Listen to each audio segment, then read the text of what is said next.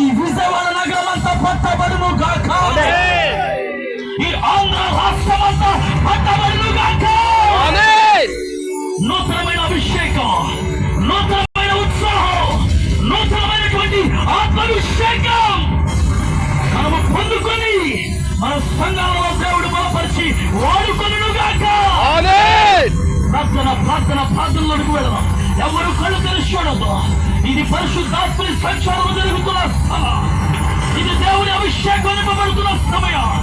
ఓ హల్లెలూయా హల్లెలూయా హల్లెలూయా. అగ్ని మండుతున్న సమయం ఇది. పరిశుద్ధాత్మని అగ్ని మండుతున్న సమయం ఇది. మనము మండింపబడాలి. మనము మండింపబడాలి. కట్టె ఆరిపోకూడదు. అది నిత్యము వెలుగుతూ మండుతూ ఉండాలి.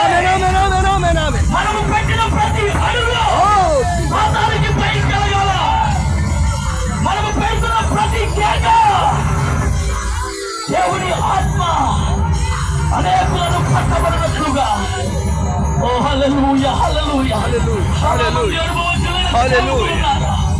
చాలా మంది దేవుని వాక్యం చేత అనేక సంఘములను నడిపిస్తున్న సేవకులు ఉన్నారు. మన సంఘములు నూతన ఆత్మతో నింపబడును గాక. ఈ 2026వ సంవత్సరం దేవుని అభిషేకం మన సంఘముల మీద ఉండును గాక. దేవుని ఆత్మాభిషేకం మన సంఘములో నింపబడును గాక.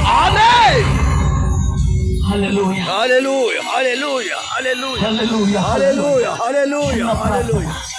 అందరూ ఏకీభవిద్దాం. చిన్న ప్రార్థన. గోల్డ్ గారికి ప్రియ దేవుని సంఘ సేవకులారా, ఇలాగ మిమ్మల్ని పిలిచి, ఇలాగ మిమ్మల్ని ఆహ్వానించి మీతో కలిసి ఇలా దేవుడిని మహిమపరచాలని గత కొన్ని సంవత్సరాలుగా ఎంతో ఎదురు చూస్తూ ఉన్నాను. ఎవరు తోడు లేక ఒంటరి ప్రయాణం చేస్తున్నాను.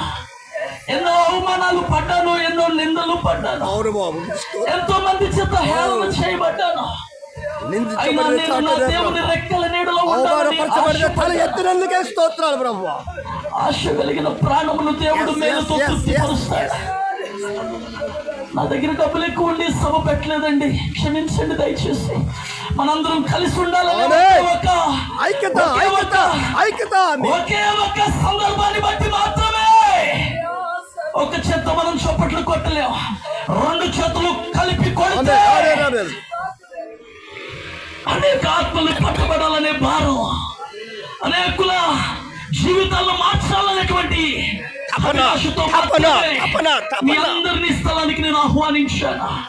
దయచేసి నా కోరికను మన్నించి వచ్చినందుకు మీ అందరికీ మరొకసారి వందనాలు తెలియచేస్తూ చిన్న ప్రార్థనతో దైవ సేవకులను వేదిక మీదకి ఆహ్వానిస్తూ ఉన్నాను. ప్రార్థనలో ఏకీభవిద్దాం. మన మధ్యలో రాజ్ కుమారయ్య గారిని పిలుస్తున్నాను. వారు వచ్చి చిన్న ప్రార్థన మన మధ్యలో చేస్తారు. దైవజనులు రాజ్ కుమారయ్య గారు. అందరూ కళ్ళు మూసుకుందాం. ఎవరు చుట్టుప్రక్కల వాడిని చూడాల్సిన పని లేదు. ఇది ప్రభు మాట్లాడుతున్న సమయం. ఇది ప్రభు మనతో మాట్లాడాలని ఆశపడుతూ ఉన్నారు ఆయన. ఓ హల్లెలూయా హల్లెలూయా.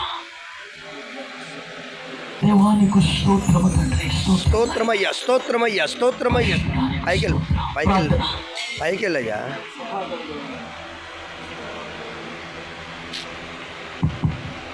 మహాగణుడైన మా ప్రియ పరలోకపు తండ్రి, నీకు వందనాలు తెలియజేస్తున్నాం ప్రభువా. ఈరోజు తండ్రి